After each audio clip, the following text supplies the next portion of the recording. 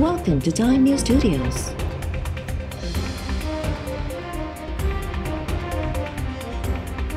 You are watching 5 p.m. Bulletin. ताबेदार Khan बुधी छड़े नवाज शरीफ तो के एनआरओ नदीदो के फतह नसीब थींदी आई मौजूदा हुकूमत वधिक अरसो न हली सघंदी। नवाज लीग जी नायब सदर मरियम नवाज जो लाहौर में कारकुननि जी रैली के खिताब। मरियम नवाज चयो त 13 दिसंबर ते लाहौर वासी हुकूमत खिलाफ़ पंहिंजो फ़ैसिलो ॿुधाए छॾींदा। अवाम जाली हुकूमत मां जान छॾाइण घुरे थो। लाहौर में रैली दौरान कारकुननि ऐं अॻवाननि तरफ़ां मरियम नवाज ते गुलनि जी वर्खा। हिक औरत अॻवान रैली में शरीक कारकुननि में नोट उछलाया।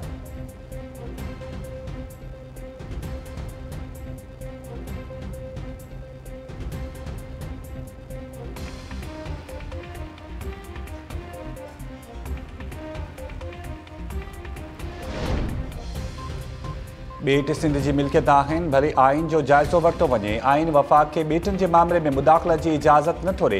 वरी वज़ीर मुराद अली शाह वफ़ाक़ी हुकूमत ते छिती तनक़ीद कंदे चयो आहे त सिंध खे वफ़ाक़ मां का बि उमेद नाहे। वफ़ाक़ खां वधीक टैक्स उगाड़ी करण बावजूदि सिंध खे पंहिंजो हिसो न ॾिनो वियो। मलीर एक्सप्रेस वे ते कम जे जाइज़े बाद तक़रीब खे ख़िताब कंदे वॾे वज़ीर चयो त पार्टी क़यादत जो हुकुम मिलियो त इस्तीफ़ा ॾेई छॾींदासीं।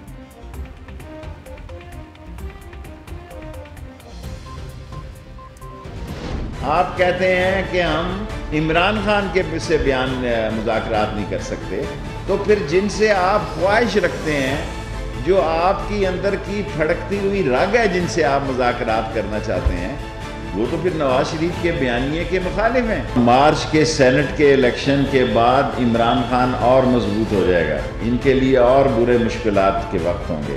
और जो लोग ये कह रहे हैं कि इमरान खान से मुज़ाकरात नहीं हो सकते, तो फिर बताएं वो किस से मुज़ाकरात करना चाहते हैं। वो उस एजेंडे के खिलाफ है जो बयानिया नवाज शरीफ का, जिनसे वो मुज़ाकरात करना चाहते हैं। और पीपल्स पार्टी अपने ताश छाती के साथ लगा के खेल रही है। हालात चाहे जैसे भी हों, पीडीएम बेनिफिशरी नहीं होगी। ये बंद गली में जा रहे हैं। अपोजिशन जिन सां ॻाल्हियूं करणु घुरे थी उहे नवाज शरीफ जे बयानी जी मुखालफ़त कनि था। सभिनी खे ख़बर आहे त इमरान सां ॻाल्हियुनि खां इनकार कंदड़ कंहिं सां ॻाल्हियूं करणु घुरनि था।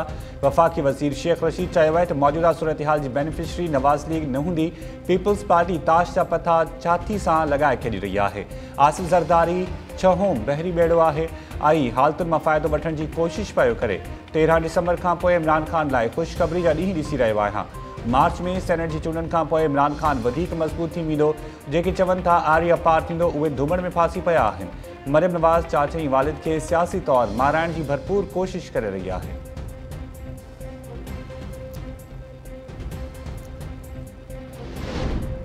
लाहौर में दहशतगर्दी जो वॾो मनसूबो नाकाम। कानून लागू कंदड़ इदारनि कार्रवाई करे 5 दहशतगर्दनि खे गिरफ़्तार करे वरितो। दहशतगर्द अफ़गान इंटेलिजेंस एजेंसी ऐं भारतीय ॻुझे इदारे रॉ खां टास्क वठी आया हुआ।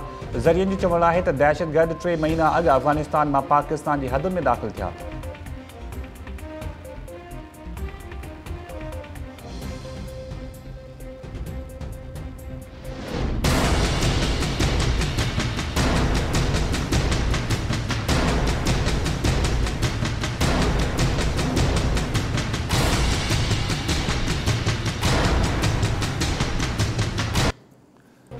आई सिंध यूनिवर्सिटी जो वीसी फतेह मोहम्मद बुरफत सिंध हाई कोर्ट की हिदायत पार चार्ज संभाले वरती। सिंध यूनिवर्सिटी पहुंचण बाद फतेह मोहम्मद बुरफत जे अमलदारनि सां मुलाक़ात। सिंध हाई कोर्ट फतेह मोहम्मद बुरफत के अॼु चार्ज संभालण जी हिदायत कंदे चयो आहे त अदालती हुकुमनि ते अमल करणु लाज़मी आहे। उन लाइ वॾे वज़ीर जी मंज़ूरी लाज़मी न आहे। ॿुधणी दौरान अदालती हुकुमनि ते अमल न थियण ते university and board J secretary ऐं डायरेक्टर ते कावर जो इज़हार। अदालत ॿिन्ही अमलदारनि खे छंड पटींदे चयो त अदालती हुकुम ते अमल छो न कयो वियो।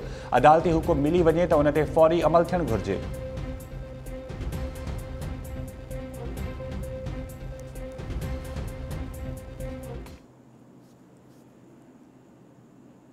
नाज़रीन हेडलाइन सवाल ॾिठियूं हिते तव्हांखे ॿुधायूं त वज़ीर आज़म इमरान खान कोरोना सूरतहाल बाबति ॻाल्हाए रहियो आहे।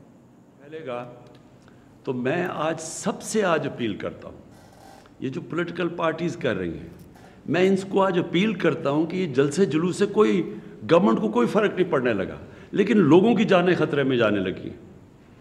जलसे जुलूस तो हमारे से बड़े किसने बड़े जुलूस किए हैं, तो जुलूस से क्या होगा, गवर्नमेंट चली जाएगी।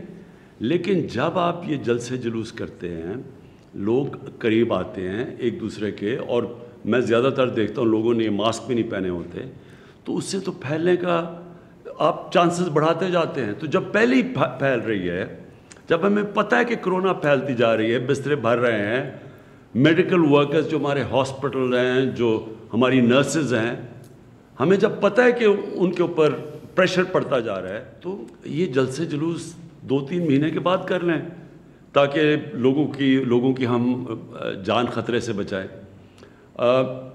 मैं ये बाकी जो शादी हॉल कि हमने बंद किया हुआ है, और जो उसके अलावा स्कूलों को हमने बंद कर दिया है, हमने रेस्टोरेंट्स को बंद कर दिया, क्योंकि हमें पता है अंदर जब लोग बैठते हैं और खाना खाते हैं तो तेज़ी से कोरोना फैलती है।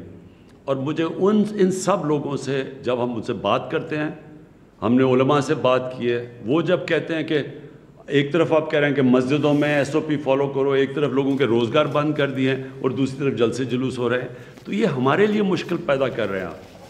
दूसरी चीज़, वैसे ही एक सारी दुनिया में जब सेकेंड वेव आया तो SOPs को इम्प्लीमेंट करना मुश्किल हुआ है, बाकी दुनिया के लिए भी। यूरोप के अंदर देखें, लोग रेजिस्ट करते हैं, अब लोग थक गए हैं SOPs फॉलो करते हुए। उन्होंने तो बड़ी देर लॉकडाउन रखे हैं। आज इंग्लैंड के अंदर फिर लॉकडाउन हो गया, कैलिफोर्निया में मुकम्मल लॉकडाउन है। तो हमने तो अपने मुल्क को बचाया था लॉकडाउन से, इसलिए कि लोगों का रोज़गार मुतासर होता है। कैसे जो दिहाड़ीदार, जो बेचारा गरीब तबका है, वो सबसे ज़्यादा मुतासर होता है। तो इसलिए ये बड़ा ज़रूरी है आज हम अपने आप को ये कोरोना से बचाएं, और बचाएं SOPs फॉलो करें। और हमें जो हमने जब पहला इसका वेव आया था, तो हम इसलिए अल्लाह ने हमें बचा लिया कि हमने कौम ने मिल के SOPs को फॉलो किया था, हमने बड़ा डिसिप्लिन दिखाया था, तो अल्लाह ने करम किया था। साथ वाले मुल्क को देख लें, हिंदुस्तान में, वहाँ पता नहीं कितनी अमवात हो चुकी हैं, पता नहीं 1.5 लाख से भी ज़्यादा। उधर ईरान में इस वक्त बड़े बुरे हालात हैं लोगों के, सेकंड वेव आया हुआ है वहाँ, उधर 300, 400 लोग दिन में फौत हो रहे हैं। उसके मुकाबले में पाकिस्तान को तो अल्लाह ने बचाया है। तो अगर हमें अल्लाह की मदद चाहिए तो पहले हम अपनी मदद करें, और अपनी मदद ये है कि सब SOPs को फॉलो करें। और मैं वो जो ये कोशिश की जा रही है जल्द से जुलूस से मुझे प्रेशर डालने की, इससे तो मुझे कोई प्रेशर नहीं पड़ेगा, लेकिन आप लोगों की जानों पे ख़तरा, लोगों की जानों से खेल रहे हैं, लोगों की जानें ख़तरे में डाल रहे हैं। तो मैं सबसे आज अपील करता हूँ कि ये सर्दियाँ आ रही हैं, ये अगले 2 महीने अल्लाह करे कि हम सही गुजार लें, लेकिन हमें पता है कि सारी दुनिया में सेकेंड वेव आ रहा है सर्दियों में, तो अपने लोगों को सर्दियों से बचाएं। इससे हमारे हेल्थ वर्कर्स मुतासर होंगे, डॉक्टर्स, नर्सेस, हमारे हॉस्पिटल्स पे प्रेशर पड़ेगा, हमारे बूढ़े लोगों के जिनको ख़ास तौर पे कोरोना की वजह से जिनकी जानों को ख़तरा होता है उन पे प्रेशर पड़ेगा, जिनको कोई बीमारियां हैं उनके ऊपर प्रेशर पड़ेगा कोरोना की वजह से। और इन सब के लिए मैं आज अपनी कौम को अपील कर रहा हूँ कि एहतियात करें और SOPs को फॉलो करें। शुक्रिया।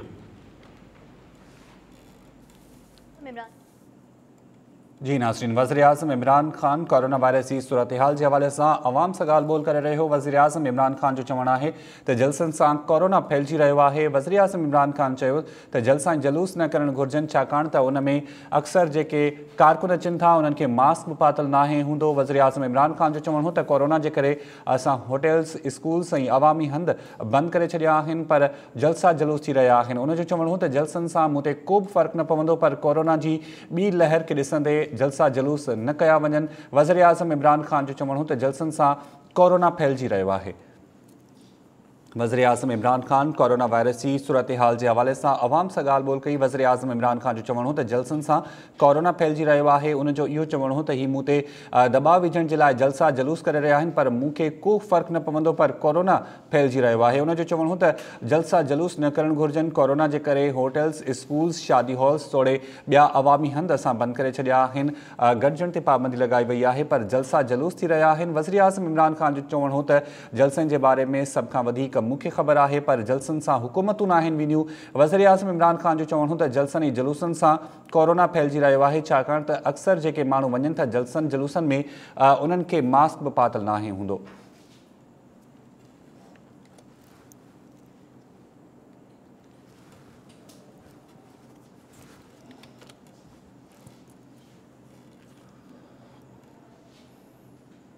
सिंध में कोरोना वायरस की सूरत हाल के हवाले से वाक़ई अपडेट कनासी। सिंध में अज 10 ॼणा कोरोना विघे फौत थिया। 1559 केसिस रिपोर्ट थिया आहिनि।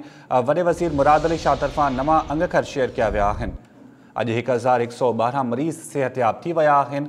अव्हांखे ख़बर ॾियो पेनास्रीन कोरोना वायरस जी सूरत हाल छा आहे। इन हवाले सां अव्हांखे अपडेट कयूं त वॾो वज़ीर मुराद अली शाह नवां अंगखर जारी करे छॾिया आहिनि। वॾे वज़ीर जो चवणु आहे त सिंध में 10 ॼणा कोरोना वायरस विघे फौत थी विया आहिनि। 1559 नवां केसिस रिपोर्ट थिया आहिनि। इन वक़्तु 23,533 कोरोना मरीज़ इलाज हेठि आहिनि। वॾे वज़ीर मुराद अली शाह जो चवणु आहे त कोरोना मुतासिर 777 मरीज़नि जी हालत ॻणती जोगी आहे ऐं 94 मरीज़ वेंटिलेटर्स ते आहिनि। कोरोना वायरस की सिचुएशन के हवाले से अव्हांखे अपडेट कयूं पिया। सिंध में अॼु 10 ॼणा कोरोना वायरस विघे फौत थी विया ऐं 1559 नवां केसिस रिपोर्ट थिया आहिनि। फ्रेश केसिस 1559 आहिनि, जॾहिं त अॼु 1112 मरीज़ सेहतयाब थिया आहिनि। इन वक़्तु 23,533 कोरोना जा मरीज़ इलाज हेठि आहिनि, जॾहिं त कोरोना मुतासिर 777 मरीज़नि जी हालत ॻणती जोगी ॿुधाई वई आहे ऐं 94 मरीज़नि जे हवाले सां ॿुधायो वियो आहे त 94 कोरोना वायरस जा जेके मरीज़ आहिनि उहे वेंटिलेटर्स ते आहिनि।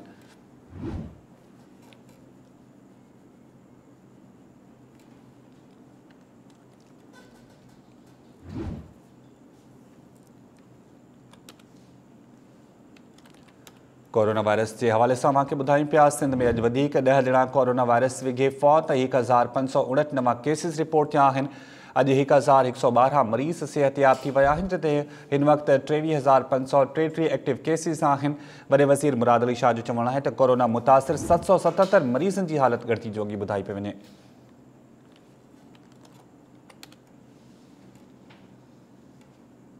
होॾां उमरकोट में कोरोना जा अॼु 14 केसिस ज़ाहिर थिया। मुतासिरनि जो अंग 1066 थी वियो आहे। उमरकोट मां कोरोना वायरस के हवाले से अव्हांखे ॿुधायूं त कोरोना जा अॼु 14 केसिस ज़ाहिर थिया आहिनि। मुतासिरनि जो अंग 1066 थी वियो आहे।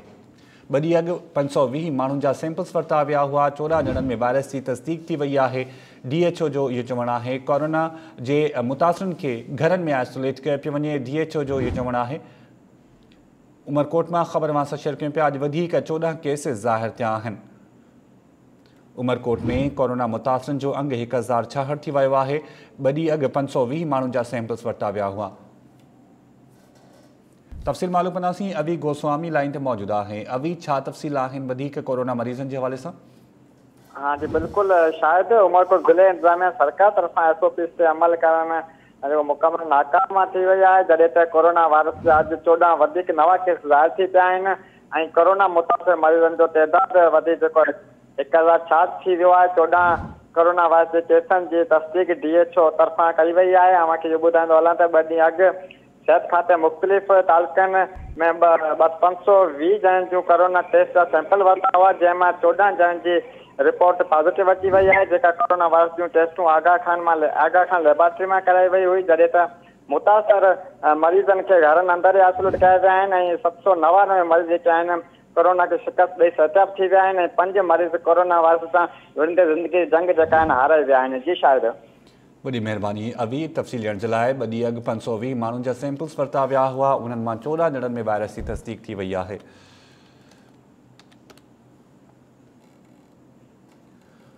ख़बर अव्हां शेयर कंदासीं। लाहौर में जाती उमरा खान नूर लीग की नायब सदर मरियम नवाज़ की क़यादत में निकतल रैली रवां दवा है। अव्हांखे ख़बर ॾियो पे लाहौर में, जिते जाती उमरा खान नूर लीग की नायब सदर मरियम नवाज़ की क़यादत में निकतल रैली रवां दवा है। तफ़सील मालूम कंदासीं। शकील मलिक लाइन से मौजूद है। शकील, क्या अपडेट्स हैं मजीद इस हवाले से? जी, मरियम नवाज़ की क़यादत में ये मुस्लिम लीग नून की जो रैली है इस वक्त फिरोजपुर रोड पर जो है अपने रवां दवा है अपने शेड्यूल के मुताबिक, और इस वक्त रैली शंघाई ब्रिज से आगे जो है अपनी अगली मंजिल इच्छा की जानब जो है चल चुकी है। शंघाई ब्रिज पर मरियम नवाज ने कारकुनों से खिताब किया और उन्होंने कहा कि मैंने तो सुना था कि जलसा 13 दिसंबर को है, अब कदम कदम पर जलसा हो रहा है। उनका कहना था कि लाहौर वालों, जाली हुकूमत और महंगाई को घर भेजने का वक्त आ गया है। ये कहते हैं काशी की सियासत खत्म हो गई। कौन बोल रहा था खुदा के लहजे में? उनका कहना था कि दिन रात कहते हैं NRO नहीं दूंगा। 2 दिन से हाथ जोड़कर नवाज शरीफ से NRO मांग रहे हैं। उनका कहना था कि अवाम के चूल्हे पर डाका डालने वाले और रोजगार छीनने वाले इमरान खान, सुन लो, नवाज शरीफ तुम्हें NRO नहीं देगा। उनका कहना था कि जाली असम्बलियों में बैठने वाले अब इस्तीफा दे देंगे। इस्तीफे इनके मुंह पर मारेंगे। उनका कहना था कि हमने बाज़ाब्ता इस्तीफे नहीं मांगे, लेकिन इसके बावजूद घरों में अंबार लग गए हैं। उन्होंने कहा कि हमने 13 दिसंबर के बाद जो है अपने अराकीन असेंबली से इस्तीफे मांगने थे, लेने थे, लेकिन उससे पहले ही उन्होंने लब्बैक कहा है और इस्तीफे देने का सिलसिला शुरू हो चुका है। जो ये समझता है शेरों को तोड़ने का, तो वो आखिरी दम तक खड़े रहेंगे, इंशाल्लाह कोई नहीं टूटेगा। उनका कहना था कि 13 दिसंबर के जलसे के लिए दावत देने आई हूँ, तो इंशाल्लाह मुझे उम्मीद है कि आप मेरी दावत पर जो है लब्बैक कहेंगे। ये भले रास्ते बंद कर दें या खोलें, आपने हर सूरत मीनार पाकिस्तान पहुंचना है। उनको कहना था कि ये हुकूमत अब अपनी आखिरी सांसें ले रही है, हुकूमत के तबूत में आखिरी कील ठोंकने का वक्त आ गया है। उनका कहना था कि इंशाल्लाह 13 दिसंबर को आपकी बहन मीनार पाकिस्तान पर आपका इंतजार करेगी और आपने मियां नवाज शरीफ के साथ इजहार मोहब्बत करते हुए मोहब्बत का जवाब देना। इस तरह यहाँ पे ख्वाजा साद रफीक ने भी खिताब किया, जिसमें उनका ये कहना था कि जब कानून के लिए बात की जाती है तो ये कहते हैं कि एनआरओ नहीं देगा। उनका कहना था कि ये बताएं कि इनसे एनआरओ मांगा किसने है, ये तो खुद अब एनआरओ मांग रहे हैं, लेकिन सुन लें कि इनको एनआरओ नहीं मिलेगा। उनका कहना था कि ये हुकूमत जो हथकंडे का इस्तेमाल करना चाहती है करे, रुकावटें डालना चाहती है डाल ले, लेकिन जलसा हर सूरत होगा और भरपूर जलसा होगा। रैली इस वक्त जो है अपनी मंजिल की तरफ दवा है। मुख्तलिफ मकामात पर जो है इस्तकबाली कैंपें लगाए गए हैं और काम जो है रात को किसी भी वक्त जो है दाता दरबार हाजिरी पर होगा। मरियम नवाज तमाम जो इस्तकबाली कैंप है यहाँ पे दौरा करने के बाद दाता दरबार पहुंचेंगी, वापस से होती भी जाएंगी और दाता दरबार में जो है दुआ की जाएगी। वहां से रैली का इख्तिताम होगा और लोहारी में जो है मरियम नवाज पहुंचेंगे। लोहारी एरिया जो है वो अंदरून का वो एरिया जहाँ पे मियां नवाज शरीफ की आबाई रहायशगाह है। ये मुस्लिम लीग नून का घर समझा जाता है लोहारी को, शालमी को, यहाँ के अंदरून के एरिए को। आज एक अरसे बाद मरियम नवाज जो है वो यहाँ पे आएंगी और लाहौरिये जो है उनके साथ अपनी मोहब्बत का इजहार करेंगे। जी बहुत शुक्रिया शकील मलिक अपडेट्स करने के लिए। लाहौर में रैली दौरान कारकुनन के मरियम नवाज खिताब कर रही है। उन्होंने जो चवणो है तो अवाम जाली हुकूमत में जान छड़ाइण घुरे तो। लाहौर में रैली दौरान कारकुनन के खिताब कंदे मरियम नवाज जो चवणो तो अवाम जाली हुकूमत में जान छड़ाइण घुरे तो।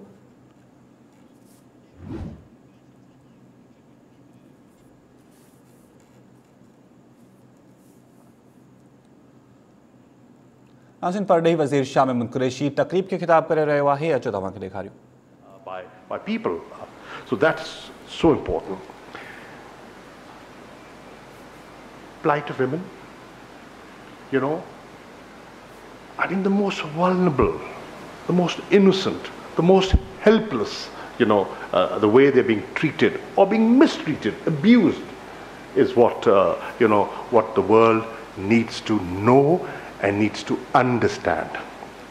I was speaking to parliamentarians yesterday, and there were members of the British Parliament, House of Commons, House of Lords, and we had a good, you know, interactive session at the Institute of Regional Studies yesterday. And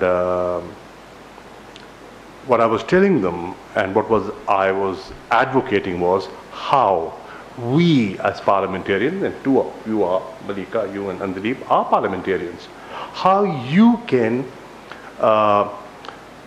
form caucuses in the parliaments of the world to highlight what's going on. Because governments will have interests, they will have limitations, they will have compulsions, they will have strategic interests, they will have commercial interests, and at times political expediency will overshadow a lot of reality. But when parliamentarians, when civil society and media, when they speak, that is what will get heard. That is why, realizing the importance of narrative building, we in the Foreign Office have set up a new division called the Strategic Communication Division. You know, Rabia is here, Nimrod, you are here, Khurram Saab is here. The idea is to project to the world what the reality is, because there is a communication blackout. The world is not seeing what's actually going on there. So it is upon us that we tell the world what the reality is.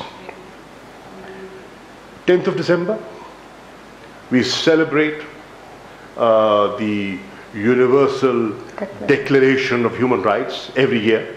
It's been going on for 72 years, 48 onwards. At the same time, we also recognize that the rights that were guaranteed for all, are they being given to all? Perhaps not. Where do we stand today? Where are we today? Where is the world that we are talking about? We're talking about the plight of women in Kashmir. But what is the ground reality? That has to be understood. The reality is that the world consciously is moving, well, for whatever reasons, has moved away from multilateralism. It has been undermined, and you can understand the impact it will have on, on conflicts, war zones. Protectionism is on the rise.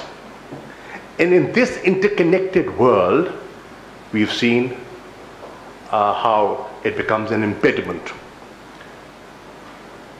We still are facing this global pandemic. And what was the immediate instant human reaction when nations realized that, they're facing this coronavirus pandemic? They sealed borders.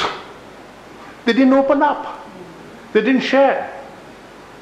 There was, how do I protect myself? Individualism, self-protection.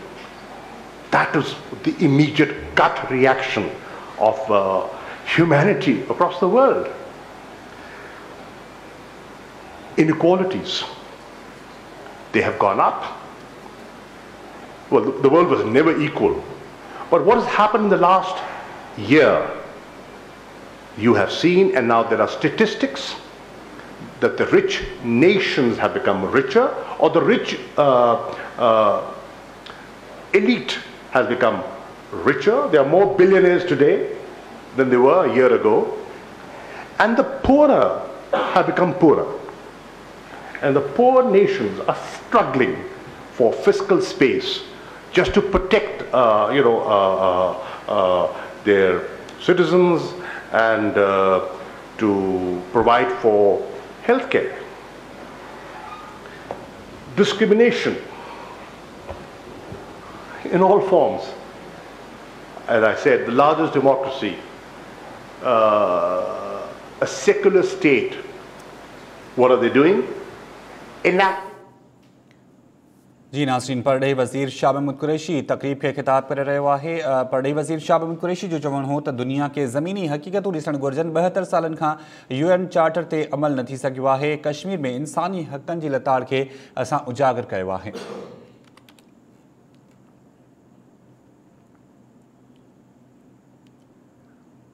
वज़ीर आज़म इमरान ख़ान की सदारत हेठि urban development और Pakistan island authority जो अहम इजलास थियो आहे। वहाँ की ख़बर पे नाज़रीन, वज़ीर आज़म की सदारत हेठि अर्बन डेवलपमेंट अथॉरिटी और पाकिस्तान आइलैंड डेवलपमेंट अथॉरिटी जो अहम इजलास थियो आहे।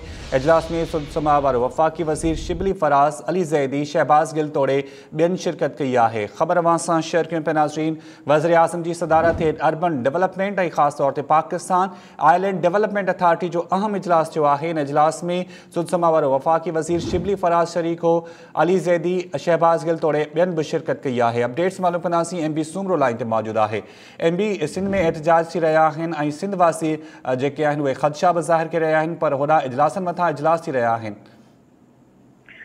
जी बिल्कुल, सिंध जेके सिंध जा ॿेट आहिनि, भंडार ऐं डिंगी, उन ते जेका शहर ॾिण जेको आहे आइलैंड अथॉरिटी क़ाइमु कई वई आहे, उनजे लाइ जेको ऑर्डिनेंस जॾहिं खां जारी थियो आहे तॾहिं खां सॼी सिंध सरापा एहतजाज आहे। पर वफ़ाक़ी हुकूमत जूं इन्हनि ॿेटनि ते शहर ॾिण जूं सरगर्मियूं इंतहाई तेज़ थियल आहिनि। अॼु वज़ीर आज़म इमरान ख़ान जी सदारत में इजलास थियो आहे, अहम इजलास थियो आहे, जंहिंमें आइलैंड अथॉरिटी ऐं रावी डेवलपमेंट अथॉरिटी जे मनसूबनि ते गौर कयो वियो आहे। रावी डेवलपमेंट अथॉरिटी बि ऐं आइलैंड अथॉरिटी बि ॿिन्ही इलाइक़नि में लाहौर ऐं कराची में हिकु वॾा आलमी मयार जा शहर ॾियण जे लाइ क़ाइमु कयूं वयूं आहिनि। अॼु जेको इजलास थियो आहे उन में वफ़ाक़ी वज़ीरनि ऐं मुख़्तलिफ़ ख़ुसूसी मामलनि ऐं सलाहकारनि शिरकत कई आहे। उनखां सवाइ आइलैंड अथॉरिटी जे चेयरमैन शिरकत कई आहे ऐं रावी डेवलपमेंट अथॉरिटी जे चेयरमैन बि शिरकत कई आहे। सिंध जे गवर्नर ख़ासि तौर ते हुन में शिरकत कई आहे। उन इजलास में वज़ीर आज़म खे इहो ॿुधायो वियो आहे त इन्हनि मनसूबनि में आलमी तौर ते 8 अरब डॉलरनि जी सीड़पकारी जी पेशकश कई वई आहे मुख़्तलिफ़ कंपनियुनि पारां, जिन मां 3 अरब डॉलरनि जी जेका सरमाएकारी आहे उहा चीन जी हुकूमत ऐं चीनी कंपनियुनि पारां करण जी पेशकश कई वई आहे। उन खां सवाइ हिकिड़ो आलमी हिकिड़े मुख़्तलिफ़ कंपनियुनि जो हिकिड़ो ग्रुप आहे जंहिंजो नालो आहे ANGCC, उन पारां 5 अरब रुपयनि जी सीड़पकारीअ जी पेशकश कई वई आहे। ऐं इन हवाले सां वज़ीर आज़म खे इहो बि ॿुधायो वियो आहे त जेको ख़ासि तौर ते आइलैंड डेवलपमेंट अथॉरिटी जेको सिंध जे ॿेटनि ते शहर अॾण वारो जेको मनसूबो आहे उनजी जेका माहौलियाती ऐं पंहिंजो जेका नक्शे जो जेको कमु आहे उहो हाणे शुरू थींदो ऐं उनजी तारीख़ बि वज़ीर आज़म खे ॿुधाई वई आहे त उनजो आगाज़ जेको आहे उहो जनवरी में थी वेंदो। उन में माहौलियाती स्टडी बि हूंदी ऐं जेको मास्टर प्लान हूंदो उन आलमी मयार जो शहर अॾण जे लाइ उन ते जनवरी में कमु शुरू थी वेंदो। ऐं हिन मौक़े ते वज़ीर आज़म इमरान ख़ान जेको आइलैंड डेवलपमेंट अथॉरिटी मनसूबे ते जेका पेशरफ़्त आहे उन ते इत्मिनान जो इज़हार कयो आहे ऐं वज़ीर आज़म ज़ोर ॾिनो आहे त ही मुल्की तरक़ी लाइ अहम मनसूबो आहे। स्टेक होल्डरनि खे एतमाद में वठी इन ते कम खे अॻिते वधायो। जी वॾी महिरबानी। MP सुमरो अपडेट करण जे लाइ अहम इजलास थियो आहे ऐं सिंध जे ॿेटनि ते जनवरी में कम जी शुरूआत करण जे हवाले सां पिणु इतफ़ाक़ थियो आहे। इजलास में सुदसमा वारा वफ़ाक़ी वज़ीर शिबली फराज़, वफ़ाक़ी वज़ीर अली ज़ैदी, शहबाज़ गिल, सिंध जे गवर्नर इमरान इस्माइल तोड़े ॿियनि शिरकत कई आहे ऐं ॿेटनि जे हवाले सां पिणु गौर वीचार कयो वियो आहे। ॿेटनि ते आलमी मयार जा शहर ॾिया वेंदा। वज़ीर आज़म जी सदारत हेठि अर्बन डेवलपमेंट ऐं पाकिस्तान आइलैंड अथॉरिटी डेवलपमेंट जो अहम इजलास थियो आहे। रोहड़ी मां वहाँ के अपडेट कंदासीं। ट्रेन में लहण दौरान पंजाब वासियुनि औरत किरी पई, संदसि 2 ॼंघूं कटिजी वयूं आहिनि। अफ़सोसनाक ख़बर मां सां शेयर कयूं पिया। रोहड़ी मां ट्रेन में लहण दौरान पंजाब वासियुनि औरत किरी पई, संदसि 2 ॼंघूं कटिजी वयूं आहिनि। तफ़सील मालूम कंदासीं। निसार चिंजण लाइन ते मौजूद आहे। निसार, छा तफ़सील आहिनि? जी शायद मां ॿुधायां त हीउ अफ़सोसनाक वाक़ियो रोहड़ी रेलवे स्टेशन ते पेश आयो आहे। ॿुधायो पियो वञे त रोहड़ी रेलवे स्टेशन ते जंहिंमें पंजाब खां कराची वेंदड़ जेको आहे औरत हुई बग़ैर इन जे सफ़र करे रही हुई ट्रेन में मुस्मात रज़िया ज़ाल मुबशिर जेका पंजाब खां कराची हज़ारा एक्सप्रेस में वञी रही हुई ऐं पंहिंजे मुड़ुस सां मिलण जे लाइ उहा जॾहिं रोहड़ी रेलवे स्टेशन ते ट्रेन रुकी त उन महिल रुकण महिल थोरो तकड़ में जेको आहे उन लहण जी कोशिशि कई, जंहिंजे करे उहा ट्रेन जे हेठियां अची वई ऐं उन जूं 2 ॼंघूं जेके आहिनि उहे कपिजी वयूं। जंहिंखां पोइ रेलवे पुलिस हुनखे खणाए ऐं तालका अस्पताल रोहड़ी पहुचायो, जिते हुनखे फर्स्ट एड ॾियण खां पोइ सखर सिविल अस्पताल रिफर कयो वियो आहे। ऐं पुलिस जो चवणु आहे त असांजो हुनजे मुड़ुस मुबशिर सां राब्तो थी वियो आहे ऐं उहो जेको आहे अची रहियो आहे ज़ाल ॾे पंहिंजो सखर। जी वॾी महिरबानी निसार चिंजण अपडेट करण जे लाइ।